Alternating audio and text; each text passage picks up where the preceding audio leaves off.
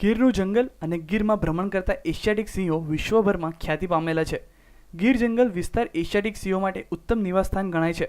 સિંહોની દિનચર્યાના અભ્યાસ માટે વન વિભાગ વન્યજીવન માટે સંસ્થા દહેરાદૂન તથા પર્યાવરણ અને વન મંત્રાલયના ઉપક્રમે એક અનોખો પ્રયાસ હાથ ધર્યો છે.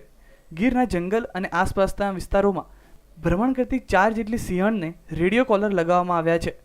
આ રેડિયો કોલર દ્વારા ચારે સિંહણ દિવસ રાત દરમિયાન શું ખોરાક લે છે, ક્યાં ક્યાં ફરે છે, દિવસે અને રાત્રે કયા વિસ્તારમાં ભ્રમણ કરે છે, તેમજ પોતાના બચ્ચાનો ઉછેર તથા તેઓને જોખમથી કેવી રીતે બચાવે છે, આ તમામ બાબતો જાણી શકાશે. આ અનોખા અભ્યાસ પાછળનો મુખ્ય હેતુ સિંહોની જરૂરિયાતો અને તેમને સગવડો પૂરી પાડવાનો છે. વન વિભાગ દ્વારા હાલ 4 સિંહણને રેડિયો કોલર લગાવાયા છે, પરંતુ થોડા સમય બાદ વધુ સિંહણને રેડિયો કોલર લગાવવામાં આવશે. ઉલ્લેખનીય છે કે અગાઉ વર્ષ 2004માં, 2011માં અને 2008માં સિંહ અને સિંહણને રેડિયો કોલર લગાડવામાં આવ્યા હતા. જે અભ્યાસમાં સિંહે એક રાતમાં 56 કિલોમીટરનું અંતર કાપ્યું હોવાનું સામે આવ્યું હતું. Bureau report, news online, Ahmedabad.